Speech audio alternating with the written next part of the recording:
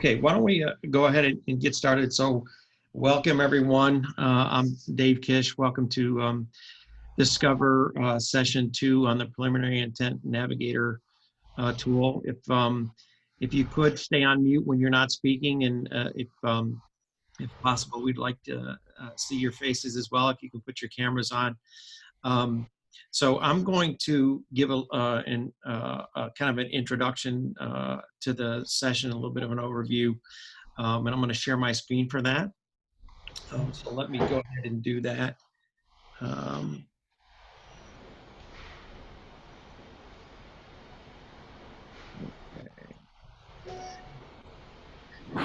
All right, can everybody see my screen? Yeah.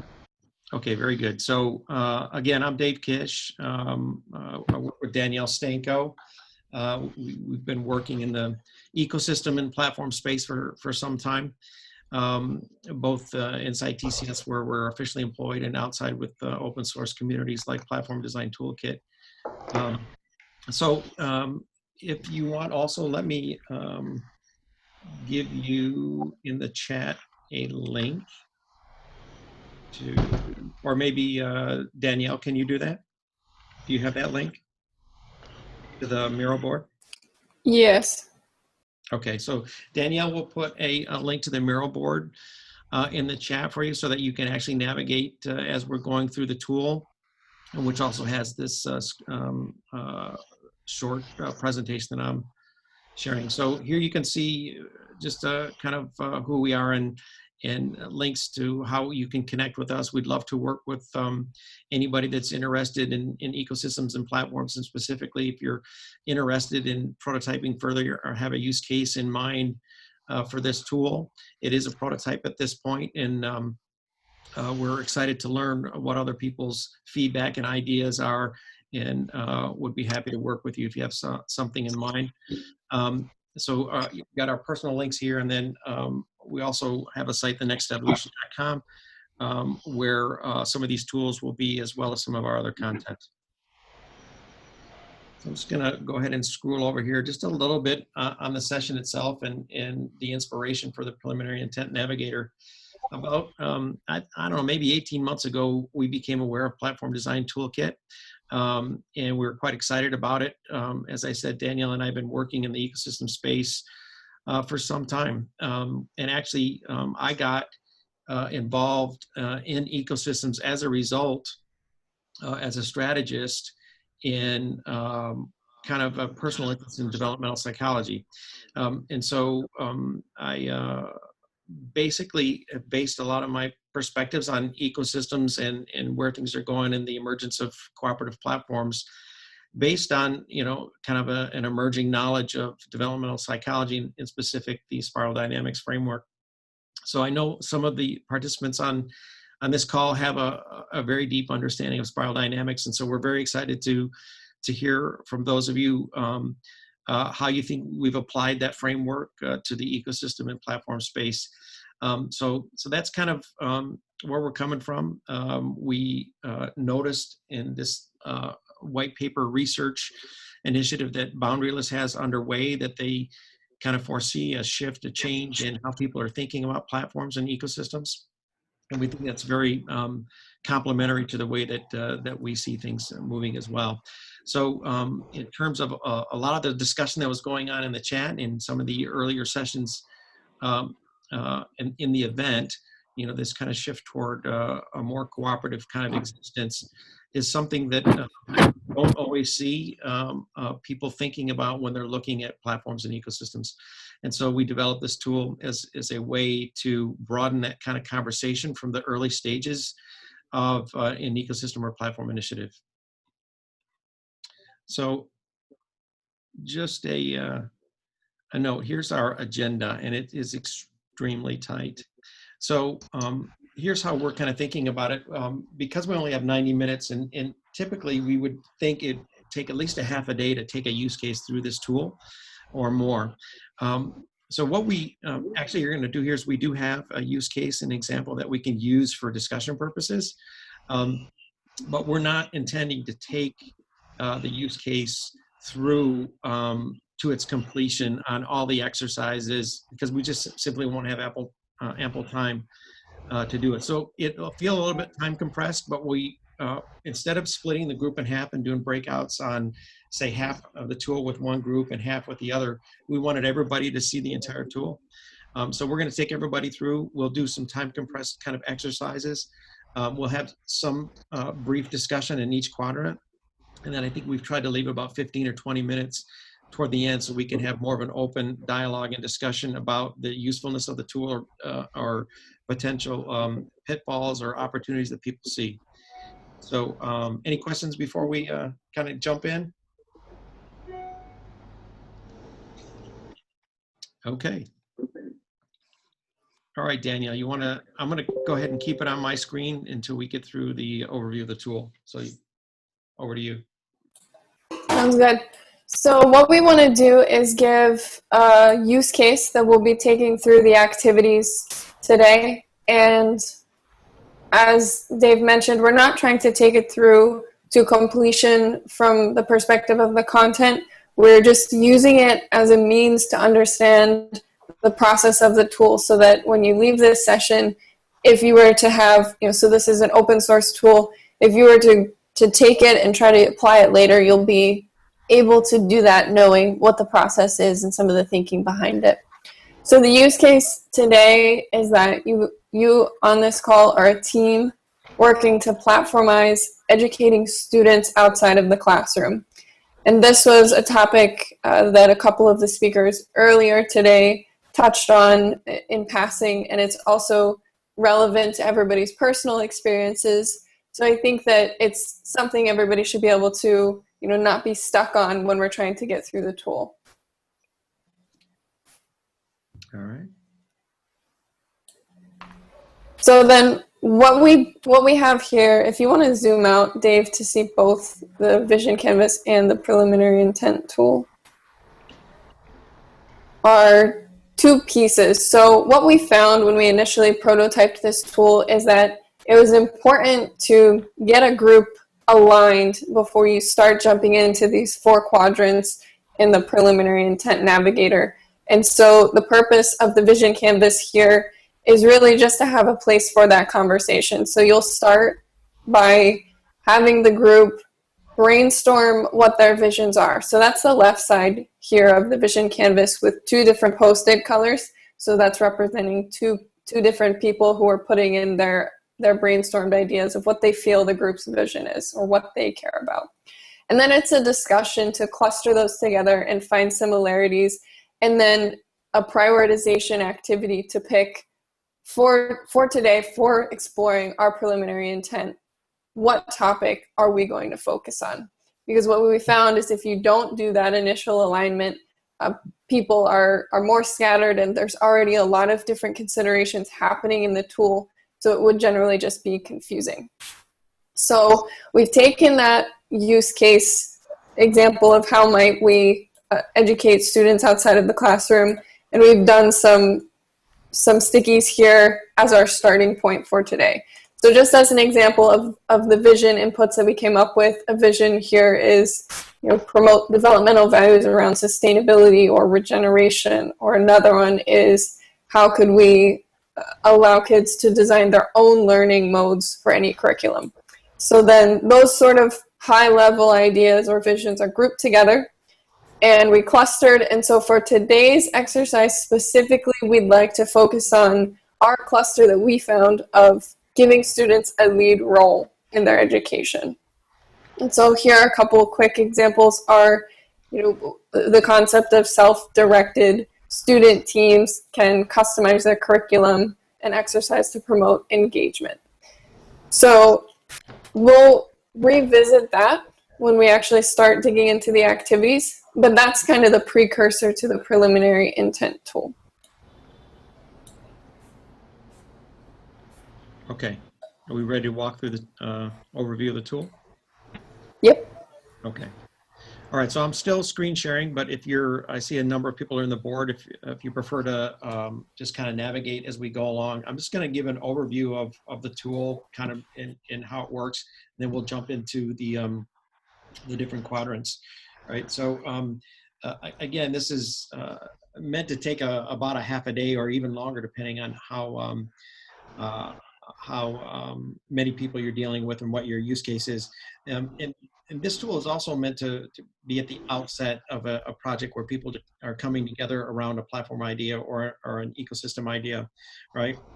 In what we kind of recognize, at least in our experience in working in ecosystems, you know, almost looking at a hierarchy of needs, what at the base level of what people are interested in when they're thinking about platforms and ecosystems is the platform value chain, is what is the concept, what is the idea, and what is the value of that. And that has a tendency to dominate the discussion as people are trying to work through that and work that out.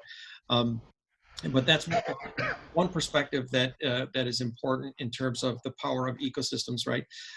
So we developed this tool so that we can take a high-level set of discussions across a number of different areas without bringing any of those to conclusion, but to go as broad as possible on possible implications or decisions or different design concepts or principles, and to have those discussions early on in an initiative or in a project, so that as you come back to them to do them in more detail, you have a more broad perspective.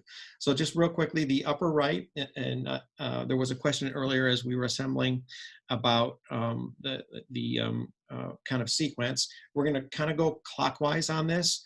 And we actually might go pseudo-clockwise. We're going to start with zooming in and platformization. This is meant to represent the orange or prosperity mindset and spiral dynamics. For those of you not familiar with spiral dynamics, it is a kind of somewhat like Maslow's hierarchy of needs, that once we meet a certain kind of need, we move on to more complex needs. So this upper right is the orange quadrant, or the orange mindset. It deals with strategic thinking, entrepreneurial thinking around value chains and different types of platform ideas and plays. As you go down clockwise into the lower right quadrant is the community quadrant, which represents the green mean in spiral dynamics.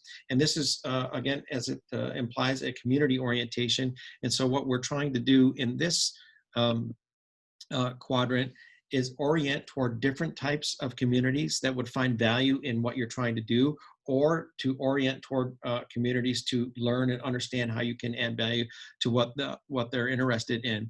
And so we're going to look at that from 3 different types of community groups.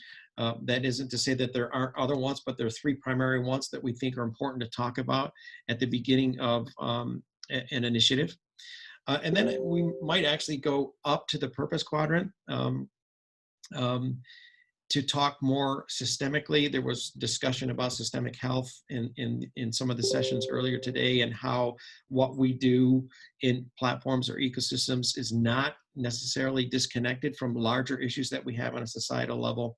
And so what we do there, this represents the turquoise mean in spiral dynamics, or kind of a holistic way of thinking about the interconnectedness of our own existence with beings on the planet. And so what we've done here is we'll go through some different global risks or existential potential challenges we have, and work on creating a massive transformative purpose where we can connect our platform ideas, our ecosystem ideas, into some of these larger issues.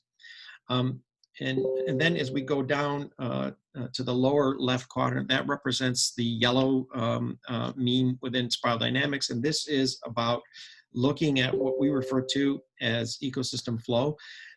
In the chat, I was happy to see a number of conversations going on around ecosystem flow or regenerative models. The constructal theory, there was one comment there that's very much what this quadrant is about. It's about the operating system that underpins an ecosystem, and it is about looking at how information, resources, and value flow in an ecosystem, how it circulates, and how you work on the design of an ecosystem so that people are incented to remain part of that ecosystem, and trying to create a balance of kind of efficiency in terms of the efficiency of value exchanges, but also diversity in terms of the number of different participants that are engaged. And so what we're going to do in there is talk a little bit more about different design decisions that may impact that overall flow within the ecosystem. So I don't know how we're doing on time. Hopefully we're doing well. 5 minutes over, Dave. Okay, so we're behind. All right, so why don't we just go ahead and jump in on the first one. Okay. You want me to set for 10 or 12? 10? Give us 10 minutes. Okay. All right, guys. So at this point, And yep, we're going to move. I'm going to stop sharing, okay? So everybody should be in the board. Has everybody got the board? So far, we've shared the link and a couple people asked for it. So I think people trying to get in the board are in there. So again, just use the chat if you're having issues or need the Miro link back, and we'll make sure to manage that in the background. So we'll jump into activities here that are more interactive. We want you guys to have the opportunity to actually go through this tool in the session. That's our main objective here. And so we're going to start with the platformization quadrant. Hey, Danielle, let's just make sure that people are not in the example, right? So there are two rows in the Miro board. The top row was us kind of presenting the overview of the tool. There's a lower one where there's an empty board that we're going to be working on filling out. So everybody should be there. Yeah. There we go. Okay, thanks, Dave. So in this quadrant, I'll give a little bit more detailed instruction. The objective of this is to understand what is the platform play, and this connects very closely to what Boundaryless has done with the Platform Design Toolkit already. So we're using their frameworks here. So if you're familiar with that, this should feel very familiar. So the first question is moving from left to right. And so we start with, what are the platform plays in mind? So keeping in mind that our focus for this example process is to give students a lead role in their education. And there's a few ideas off to the right of this quadrant that you can use if you want to get started, but feel free to add in your own unique perspectives. So the first activity is a brainstorm around these platform plays. And the question is, what opportunities might there be for organizing around an existing product or service?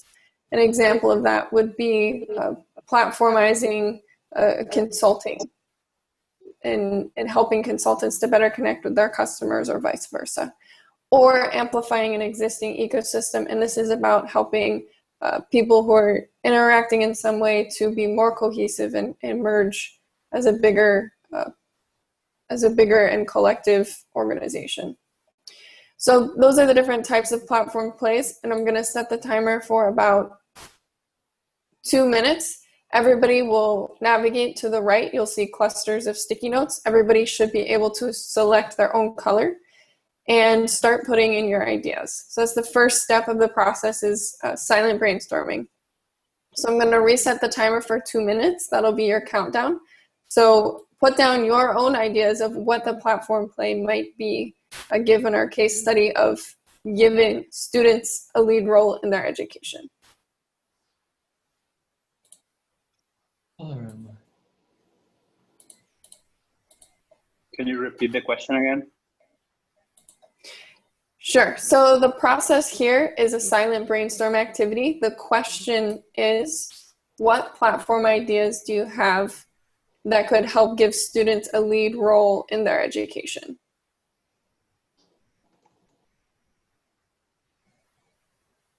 Merci.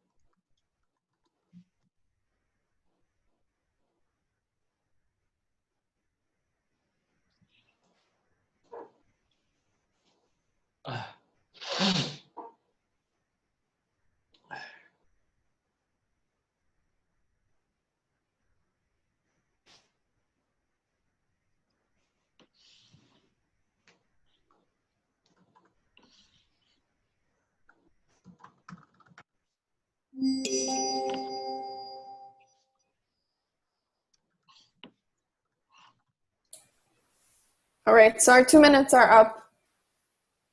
At this point, you would normally in the process spend a few more minutes allowing people to brainstorm and get their ideas down in more detail, or to get more ideas down. But you get the idea that at this point you've done a brainstorm, and so now we want to ask a couple people to share one of their ideas, drag it over into the canvas so that it's sitting under a different type of platform play. So let's just start if we have a volunteer who's willing to share a sticky note that or an idea that they had.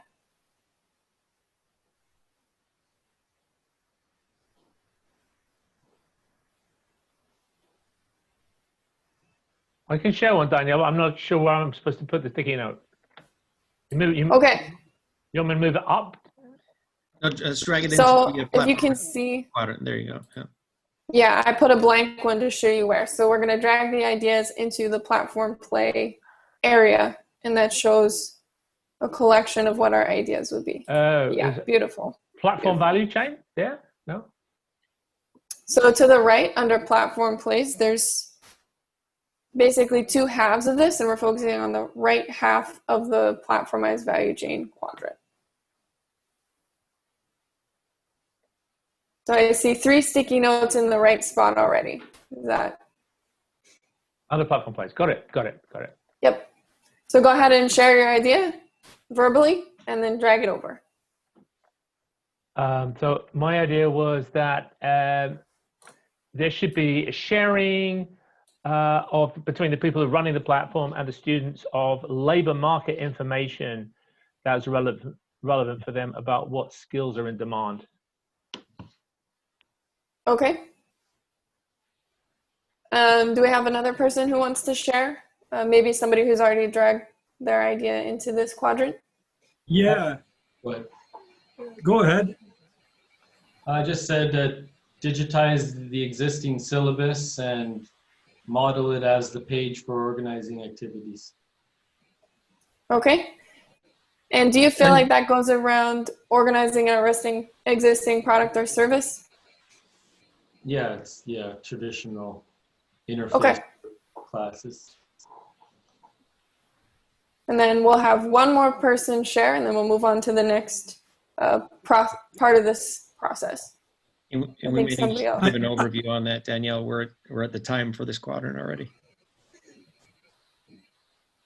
Okay. So, yeah. Okay. So we'll stop, I guess, on that specific activity. So people will have different ideas, and they'll be bringing them into the board at this point. And again, we'll reiterate, we would normally take about a half a day to run through something like this so that it's not so rushed. And so people have brought their ideas in, and then the next part is to make a linkage between the ideas that you came up with and the related value chain. So I'll give an example of a value chain that I see here around the syllabus as the class homepage.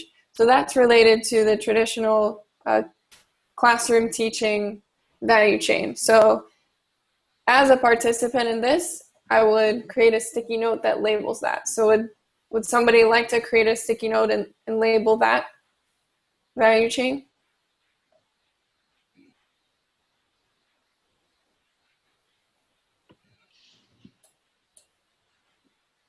maybe that's an unfair ask.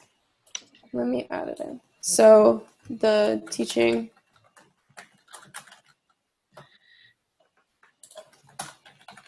And then also, Danielle, maybe what we can do is, yeah, we're pretty time compressed, but what I would suggest, maybe just a quick spin up to the example that we can show what that looks like. So Okay. that makes sense. If everybody wants to go back up to the example, they can see kind of what it looks like when it's completed up above.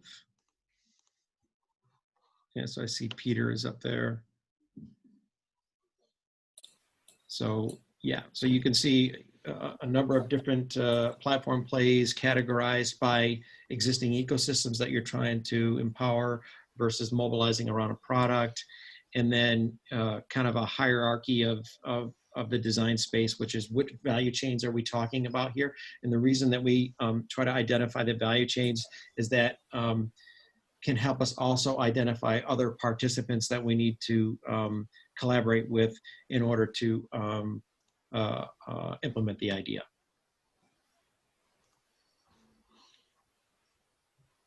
All right. Yeah.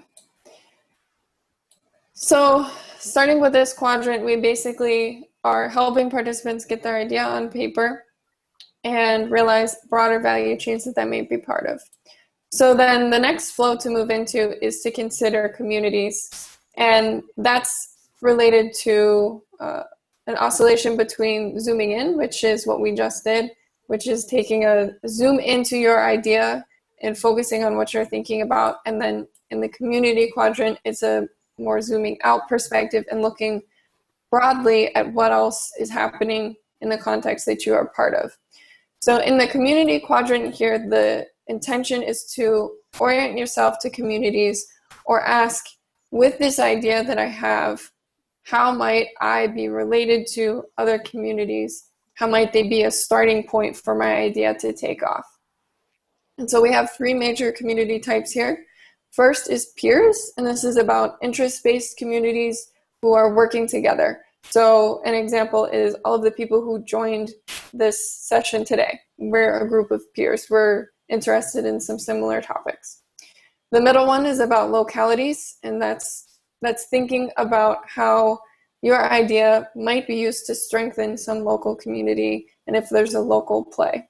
And then finally, thinking about your talent community. So as a future platform model or ecosystem model, the talent are the people who are bringing that vision to life.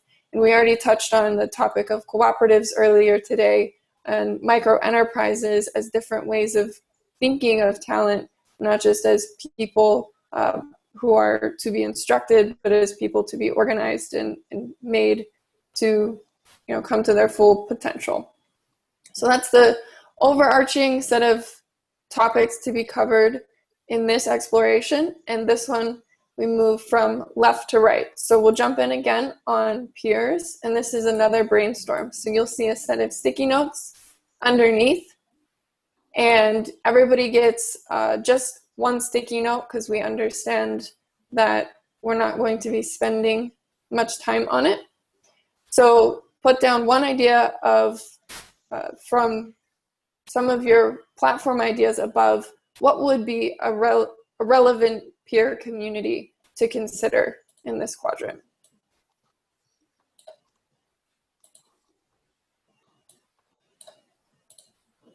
So let me put the timer. You'll get 1 minute for this.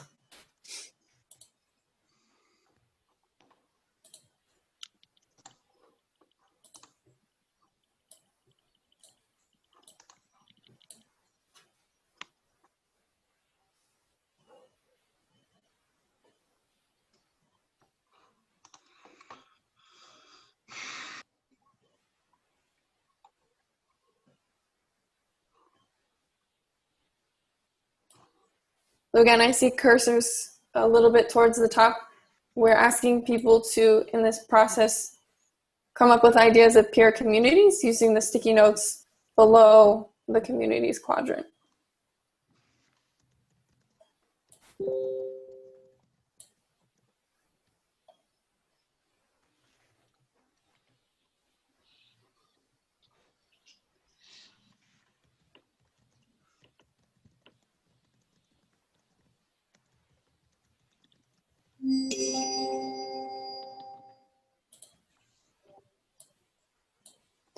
Okay.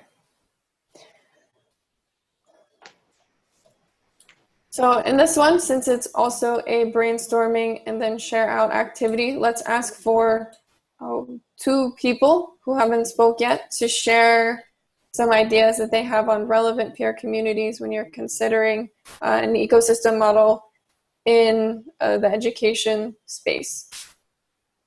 And so when you share it, pull it into the vision canvas as a note that's sitting in the canvas for later.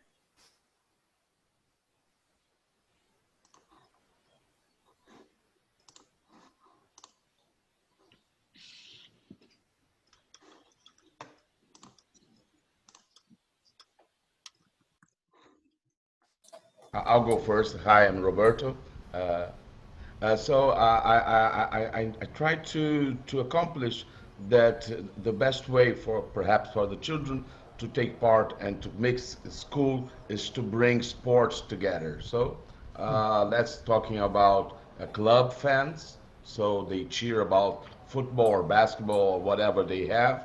And so in terms of community, I was thinking about bringing the sports clubs in contact with the schools. So imagine that the schools will have also relations and a platform where they would be linked to the clubs, either soccer or basketball or tennis or whatever they have.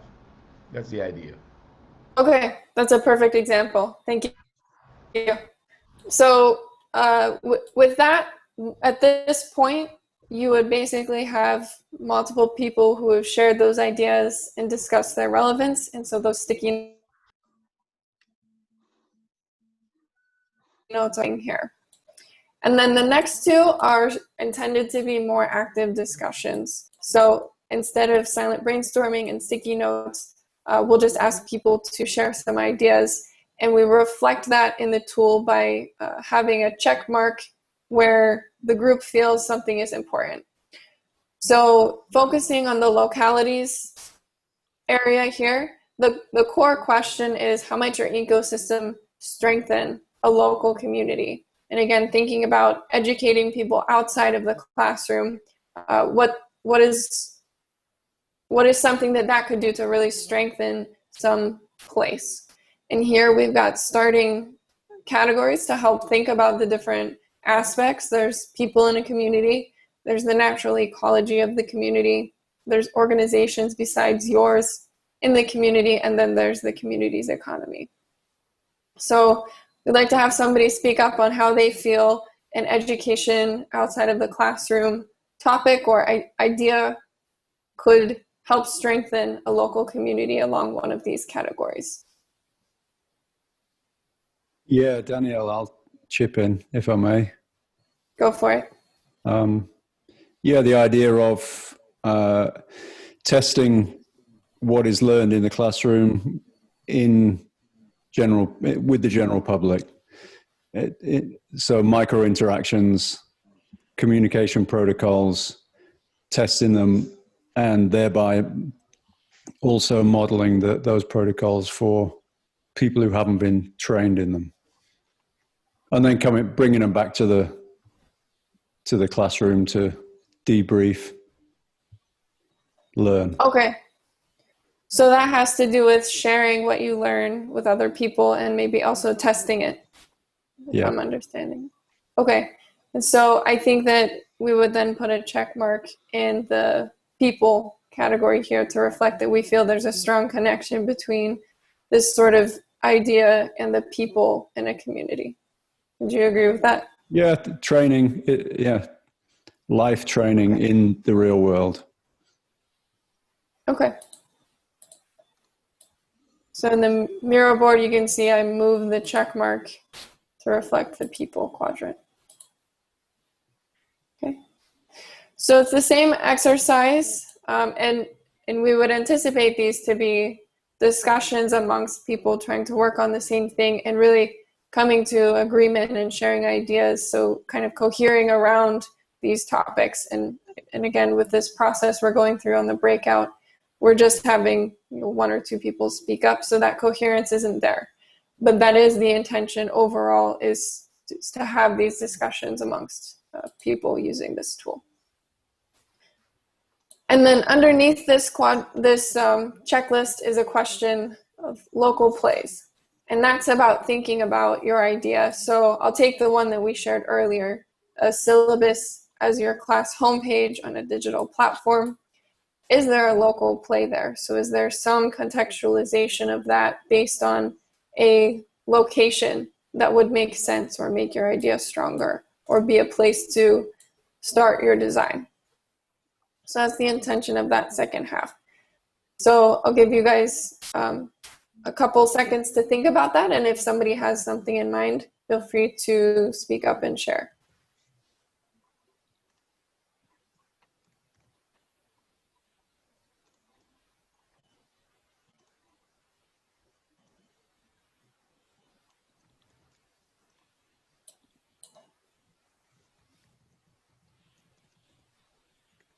Okay, does anybody have a thought on how you might contextualize educating children outside of the classroom to a specific location? Does that seem like an important thing?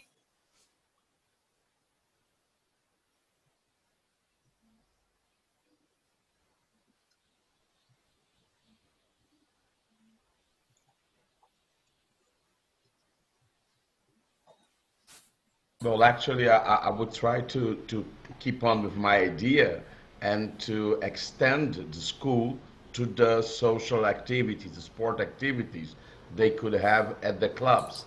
So in terms of a community, so they would have the school and also practice on their sports level, different types of sports level and different sports, but always links to their clubs or their passion or sports idols and past idols, actual idols, players that that would give them examples that they could practice what they learn in school from different subjects to sports. That would be the idea. Okay. Okay, Dave, how are we doing on time? We're behind. So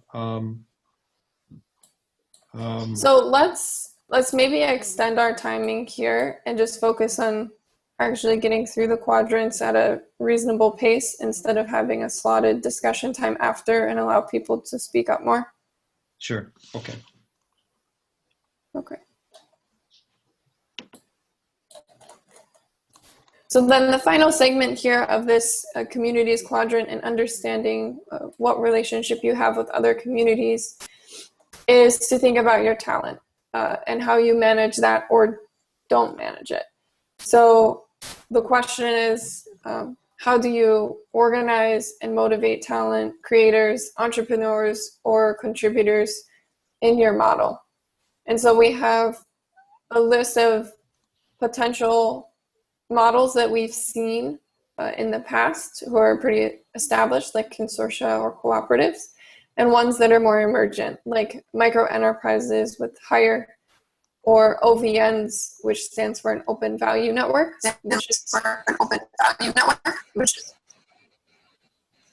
which is tracking basically your contributions. Oh, we have somebody. A bit of echo, so maybe someone can mute.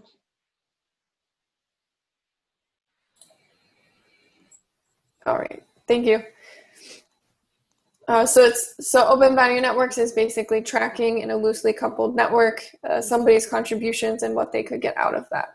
And then DAOs stands for decentralized autonomous organization, and that's about using technology to manage people and allow them, not to manage people, but to allow people to manage themselves and self-govern. So this is another discussion quadrant. So let's stick with a single idea here. We have, how would you connect students with sports communities to learn in the classroom, bring that learning to the sports arena. And so if you were an organization that Sorry, George, I think it's just a little bit of with an echo when you have your microphone switched on. Okay, thanks.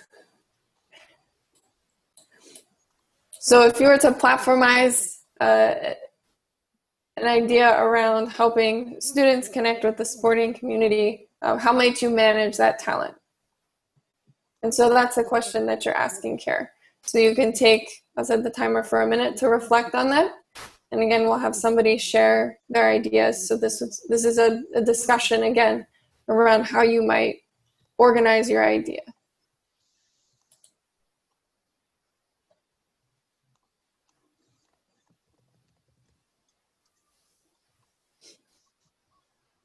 You want us to jump in? Yeah, absolutely. Yeah, I think the idea of train like you fight, fight like you train, and getting students to ride shotgun with a real world startup, and get them to coach the founders and the employees, and to kind of be in there to feel what it's like as well, and share the pain and joy of that process. So with that perspective, do you have any thoughts on how you might organize something like that? So would it benefit most from working together with like-minded organizations in an industry? Would it work better as groups that are more autonomous but connected together with a larger concentric circle? Yeah, well, I prepared a presentation to answer this question, so no, I'm kidding. I'd self-select, let students choose which sector of industry they want to try out, and maybe get them to rotate as well. Okay, so I think that that's a good comment that maybe doesn't fit in these pre-existing line items. And so what we would do in that scenario is take advantage of the sticky notes. So it's important conversation to capture as people are moving through the tool. So that's what those are there for as well.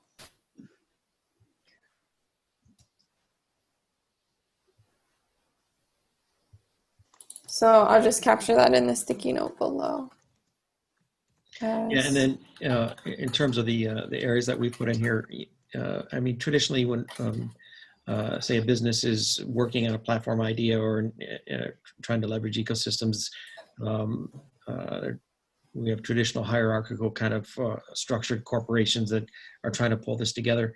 And then in some cases, they cohere in consortium, a consortium at the industry level, or maybe there's some cooperatives. And then we have this higher kind of structure where the development of the idea is completely autonomous, and like the higher situation, a micro enterprise network, where it's basically they've taken their company and turned it into a network of startups that are completely autonomous to collaborate and create the idea.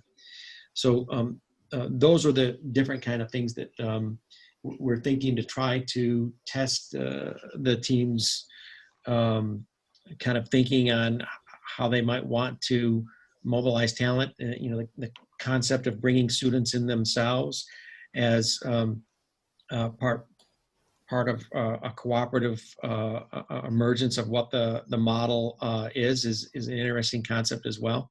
All right, and that might be considered a check marker on this OVN or the crowd.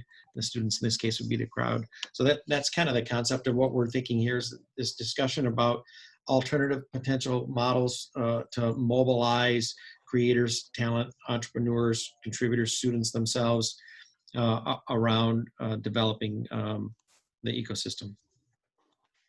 It makes sense?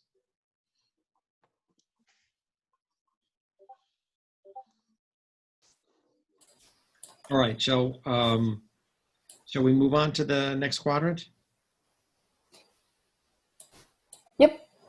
Okay, so from a mindset perspective, these two zoom in, zoom out on the right-hand side of the quadrant are, in spiral dynamics perspective, are tier 1 kind of mindsets around the value chain and how you interact with others to create value. The left-hand side of this is tier 2 thinking, or more integral thinking from a developmental psychology perspective. And I'm going to kind of lead us through that side. And we're going to actually go to the upper left quadrant first. We found that thinking a little bit more about purpose flowed better after the community one. So this should be somewhat familiar for those of you that have done any kind of visioning exercises or purpose statement exercises, and that's really what it is. So after having gone through the right-hand side of the tool and identified some potential ideas, the question would then be to try to make a systemic connection between that and broader kind of issues. Some of the discussion in the chat this morning was about the fact that we can't disconnect our economic kind of operations from the larger kind of systemic environment that we're all involved in here on the planet. So let me just say, we basically here I've put into the left of this quadrant, we have our vision board sticky notes here for various types of ideas, and we further have those that we can pull from the right-hand side of the quadrant. And the exercise here is a silent brainstorm, so you have sticky notes directly to the left of this upper left quadrant. And we should set a timer. Basically, you have two things to look at here. The first one is this framework around global risks, which is from the World Economic Forum. These are larger existential societal level issues. We've kind of augmented some of them. And there is a hypertext link where it says global risks. If we were doing this in a real session, you could take a look at that. We also then have on the upper right, massive transformative purpose that comes from Singularity University. There's some definition around that. You can see various types of purpose statements. I see some of us are jumping in already, which is exactly what we need to do. So why don't we set a timer for 2 minutes, and we'll do a silent brainstorm on what you think a larger purpose statement would be around kind of our area of focusing on giving students a lead role in their education. All right, very good. Thanks for setting that, Danielle.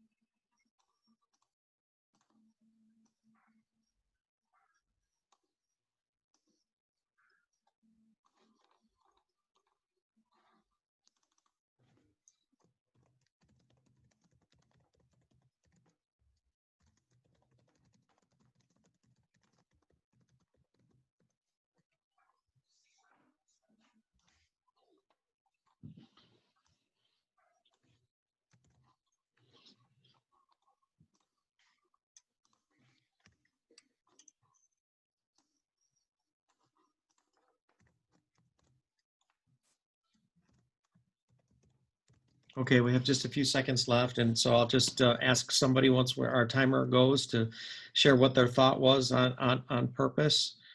And then, yeah, just,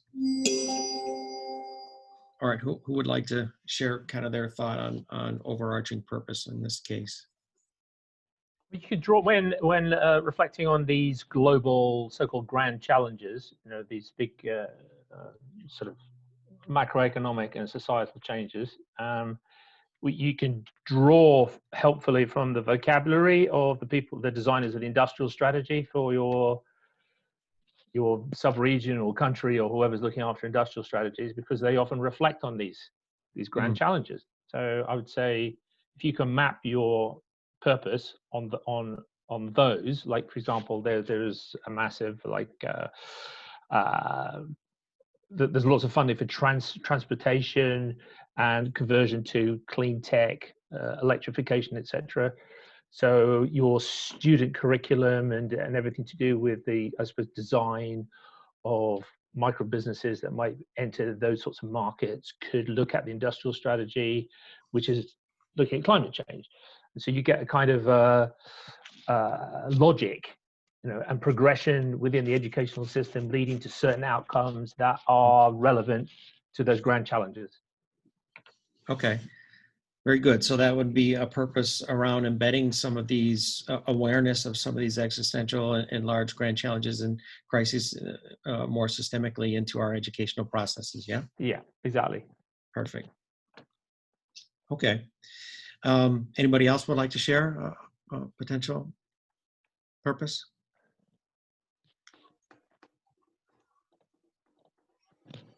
Yeah, I'll share one. Why not?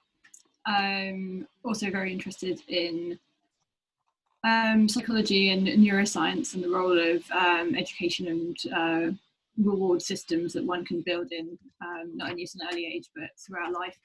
And if you can shift not only the way that people learn, but the subjects that they learn about and the integration, then you do have huge potential to change how people feel about themselves, feel about the systems they're in. I put here, you could create a generation who care and are thoughtful. And we certainly have a lack of deep-seated thoughtfulness in our economy at the moment. And I think probably a large part of that is that people often don't feel like they have agency throughout their lives and are often very passive receivers of information rather than feel more actively engaged. And this probably permeates throughout our system. And if you were to create people who feel that they have agency and also that want to use it for an improved world, then the knock-on effects, if done well, could be very high.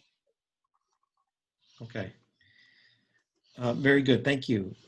So the way that this would work is people would, as we've done, would share their concepts and ideas, and similar to what was done in the platform ideas, we probably group some of those to find common themes and cluster and try to settle as best on maybe a top set of potential priorities. It's not in this navigator to make hard and fast decisions about what you would do in each of these quadrants, but it's to get people talking about, so you can get a sense for if there are commonalities or areas of alignment or areas of potential differences. So that's what we would do in the purpose quadrant. And then just another point on that one, it's one of the other important factors of coming up with a massive transformative purpose or an aligned vision of what you're doing more broadly, maybe beyond just this specific initial idea, is to create attraction for others as well. So it becomes something that other people are interested in being part of and joining, and so that can contribute to your overall and long-term success as a platform, organization, or group. Yeah, that's a good point, Danielle. Okay, so we'll go down to the last quadrant, which is aligned with the yellow interdependence meme in spiral dynamics. And this meme is very much about systems thinking and complexity and recognizing that the connections that exist between all the different aspects of our lives and the lives of other beings on the planet. And so this one is very much recognizing that you have a lot of different design choices, potential combinations of design choices as you're working with ecosystems or with platforms. And so looking at the top kind of row here, those design choices, which we've identified some high-level ones that are meant to have a discussion. They impact how an ecosystem or how information resources and value flow throughout that ecosystem. And so rather than thinking kind of left or right around an idea that you want to take into the market, and I think some of the conversation this morning in the sessions are what's beyond user experience, right? And how we think more holistically. I think Yolanda and was it the first session was talking about context, a more broader context of what you're trying to design for as a designer, rather than just the user, which, you know, are historically our design around user-centered design or is focused on how to create convenience and personalization at an individual level. So this quadrant is very much about thinking about the ecosystem itself, how it sustains itself, how people are attracted to and stay within the ecosystem, and how it becomes more resilient over time, right? So what we've identified here, and this is just meant to be an open discussion around our concept or idea about the principles associated with how you would want this ecosystem to operate. And so we've got a number of different areas here that we'd like to talk through, right? And the first one would be access, right? Who has access? Oh, so I lost my connection there for a second. Can everyone still hear me? Yeah, okay, good. All right, so the first one is access. And the way that this works is, it's a discussion around access. How open should that be versus permissioned? And if so, what are the potential issues, either positive or negative, around a design choice on access? So thoughts or comments around an education-based ecosystem that empowers children to take more of a lead role in their education. Should that be open? Should that be permissioned? Thoughts?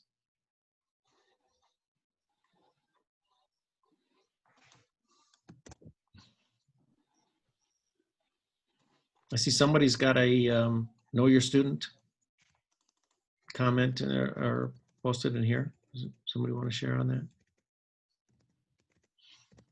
Everybody understand what we're trying to get to in this?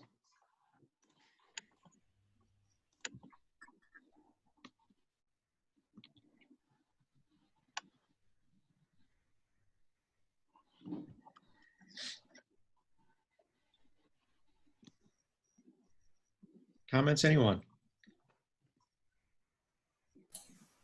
Also, if you have questions and you're feeling lost, we can address that as well. We've got time to help you guys out. David, if I can just bring an opinion from, I would say, perhaps not education, but private operations of a platform. So the onboarding process obviously has to be easy, including also for students. But we have to be able to capture some information that allow us to identify, well, those students, to identify their attributes, their profile. So then we can put in place perhaps proper governance, so we can open for new ideas. But if we are too open, we don't put in place good governance, that can be pretty challenging. And governance also includes how we are going to be managing the information coming from students. So terms have to be well defined. So we really have to manage effective communication, because if someone's using a shortcut and someone is not using, you know, the meanings have to be common for everyone to have effective communication. Okay, so that very good comments, right? Very good issues on just in general this concept of open versus more permission. Heard you talk about data, right? Access to data. Heard you talk about governance, which we've also got in here as well. So I see that some folks are starting to capture some of their thoughts on those. Now, what we had envisioned in going through this is talking through each one, but does it make more sense? I'll just ask you guys, does it make more sense to have people capture more of their thoughts independently and share? Does that make sense? Because I see that's kind of how this is emerging.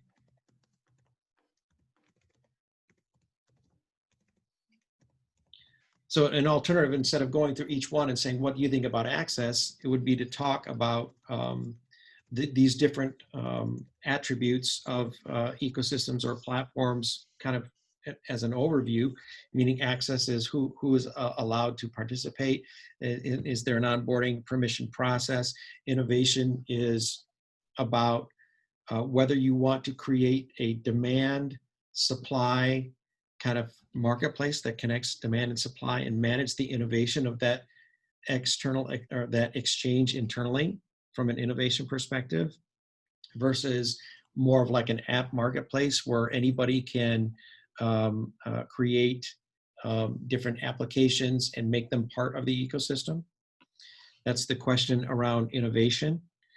In the data space, there's access to data for use in innovation. There's also whether or not you would allow individuals to maintain ownership of their own data and their identity in a self-sovereign way, versus whether somebody like the platform owner would be the custodian of that data and be subjected to potential liability around privacy and so on. In the governance space, it's more, is it designated to certain participants that are in charge of making rules, resolving issues, ensuring that participants are adhering to the rules of the ecosystem, or is that more participatory, right? More decentralized and used through you know, cryptocurrencies and tokens and voting rights and so on, right? And then the last one around value that we're looking at here is there's obviously value in a traditional way that is based on trade, exchanging, like somebody is a student and they pay for an education and somebody is an expert and they provide that knowledge. That's kind of an exchangeable trade. And then there's non-exchangeable, like some of these larger existential processes around climate change, where something is viewed in the ecosystem as valuable, right? But it's not based on trade.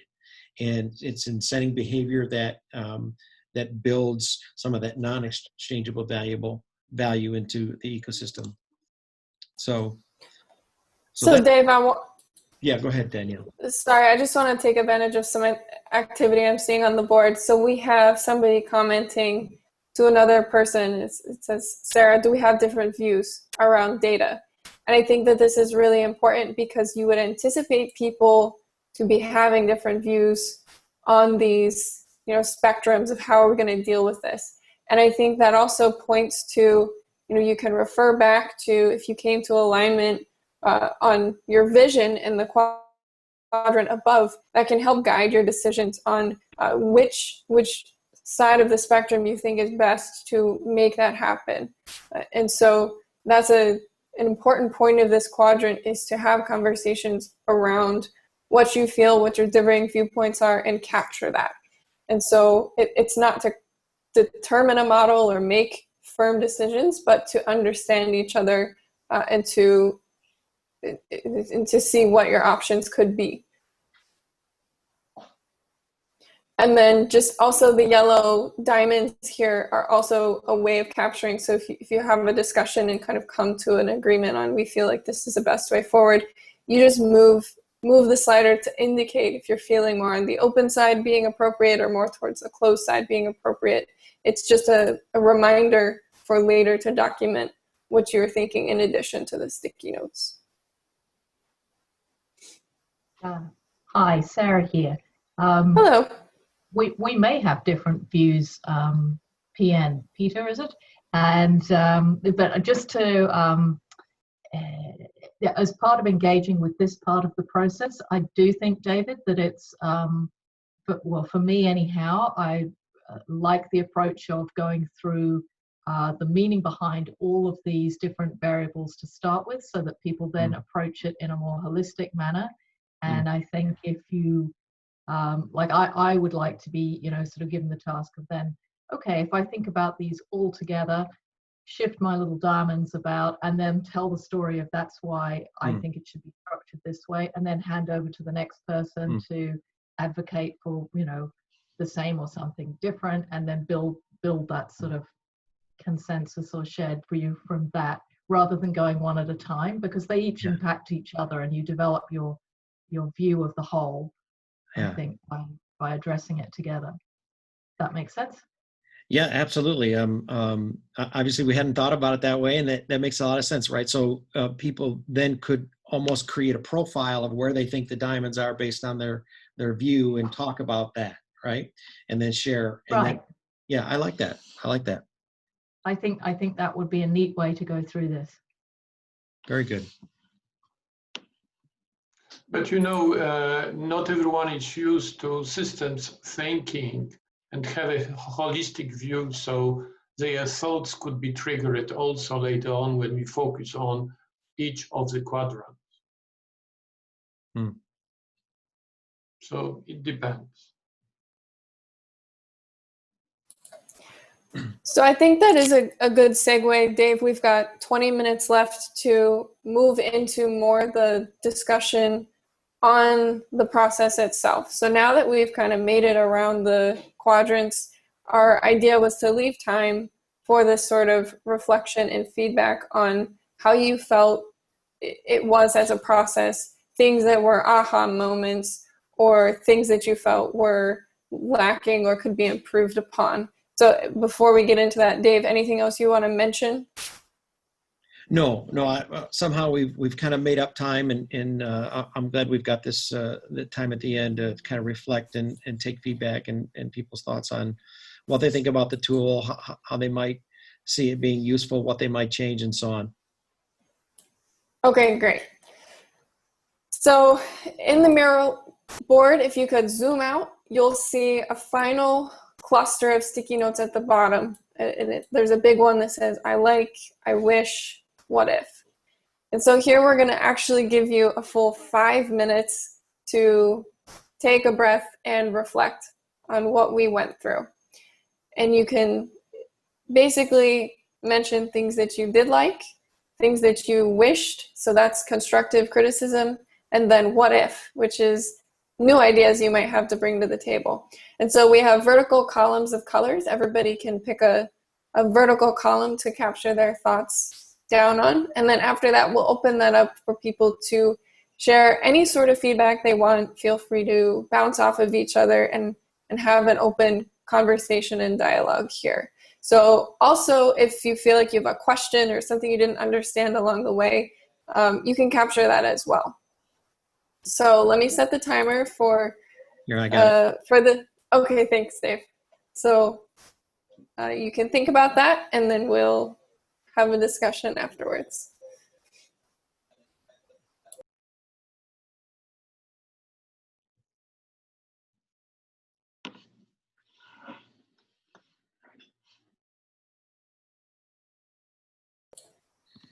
I still see a few cursors up above. If you're using that just to look and reflect, that's fine.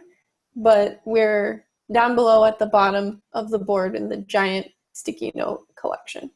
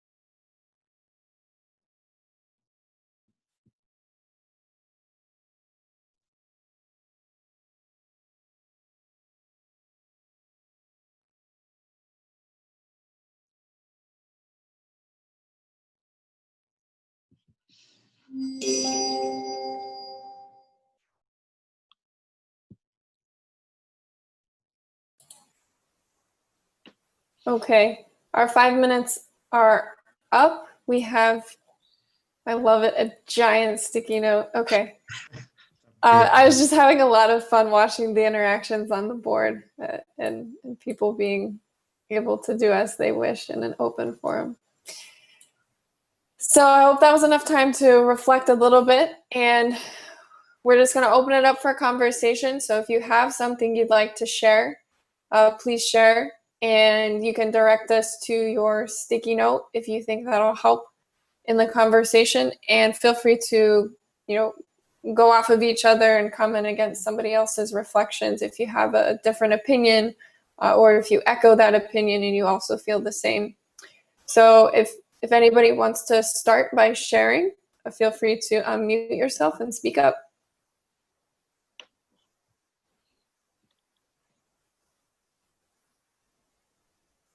Okay, I can take the voice. Thanks. I think it's very important that in this sort of artifact, we articulate the value. The perception of the value can be different from the perspective of various actors that could be potentially participating into this ecosystem. So value is very important. For some people, motivation could be money. For some other people, could be some other value elements, including those like well-being of the community, etc. So it's very important that because the value will attract, the value also will remain those actors to remain in the ecosystem. So, okay, if we look outside of the education, if it is a commercial platform, various actors have to have the perception that they get a level playing field, that they get a fair treatment, which is not happening obviously on Amazon's platform for many merchants whose ideas are being stolen and reused. So value is very important. And the reputation of the operator who is looking after the platform and the trust of various participants in this platform, it's very important that the operator sticks to a certain number of principles known by everyone joining the platform. So the principles should be clearly published and stick to.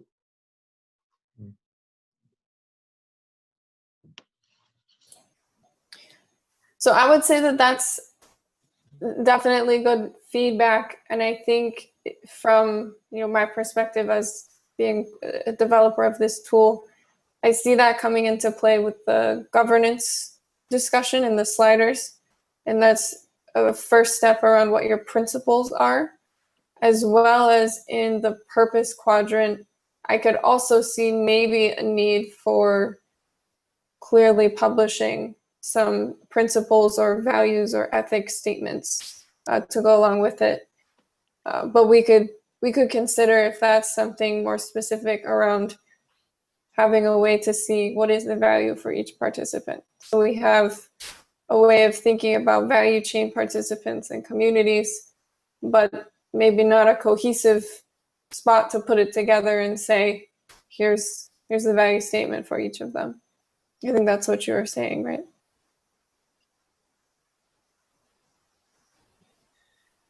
Yeah, and I'll just follow up on that quickly as well, right? So as Daniel said, there's some value discussion in the lower left quadrant around ecosystem flow.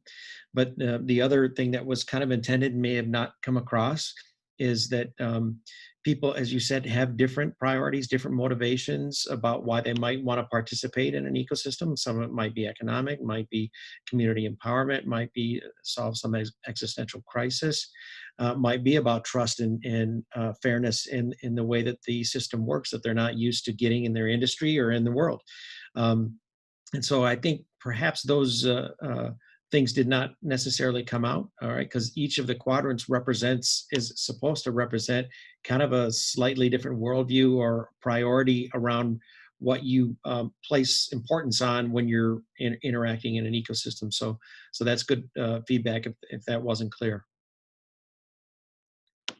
Obviously, you know, I understand that you didn't want to make this viewpoint or this model or type of a model, which is a quadrant with these 4 specific perspectives, too complex. Yeah. Okay, because if it is too complex, it's very difficult. It's going to be very difficult, very challenging. Yeah. To for collaboration. Yeah. Yep. I agree. Other comments? Yep.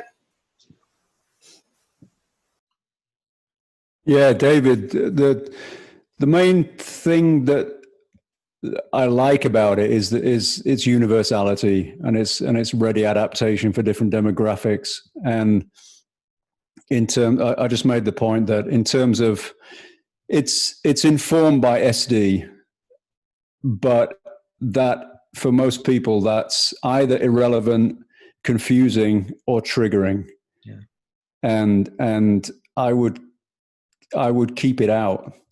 You've used it in an elegant way. It's actually, as I've said before, I think it's one of the better general applications of an understanding of the theory, but keep it backroom completely. I don't see any minor gain for what, I don't know, credibility, but you're going to alienate as many as you're going to, light up by it. So I cut all the SD lingo out. Okay.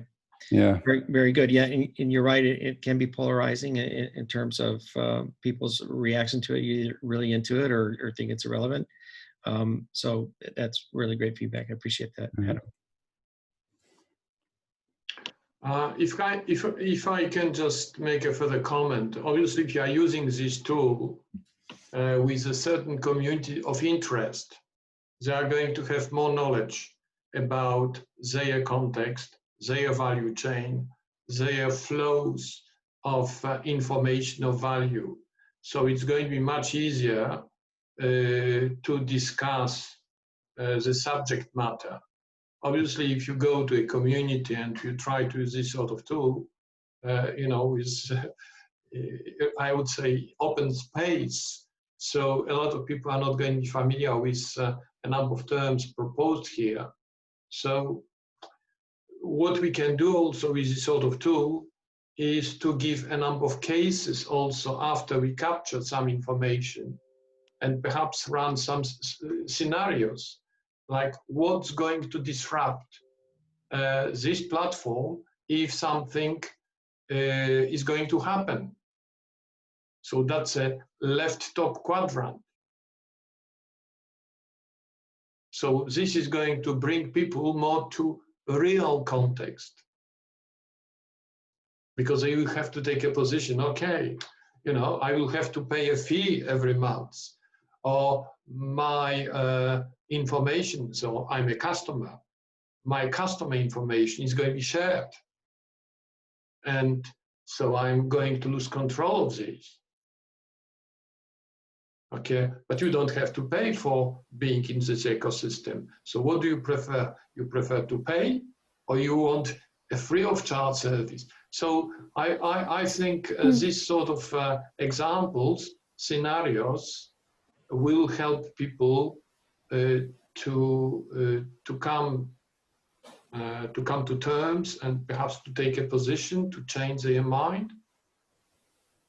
And having this sort of zip, I would say, zip model, which is left side bottom on ecosystems, that can allow for very quick changes and very dynamic discussion.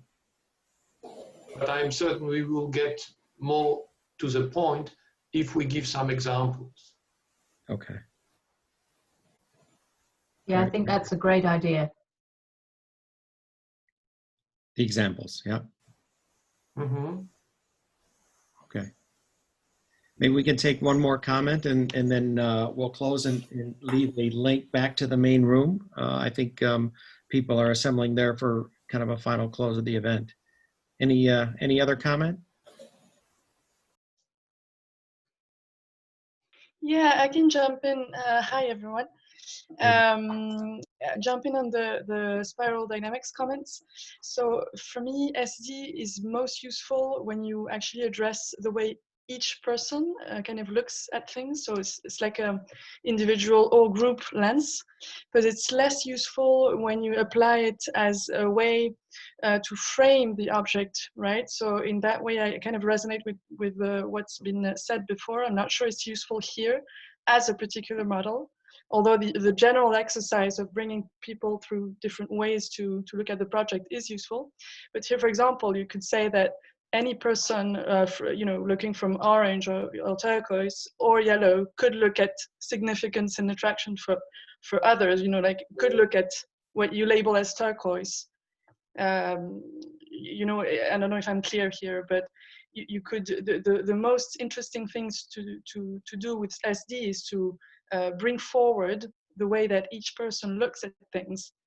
So as an orange, as someone mostly based in orange, I could look at the broader significance of the project for me. It's not that significance and attraction for others is per se turquoise. You know what I mean? So it doesn't. I'm not.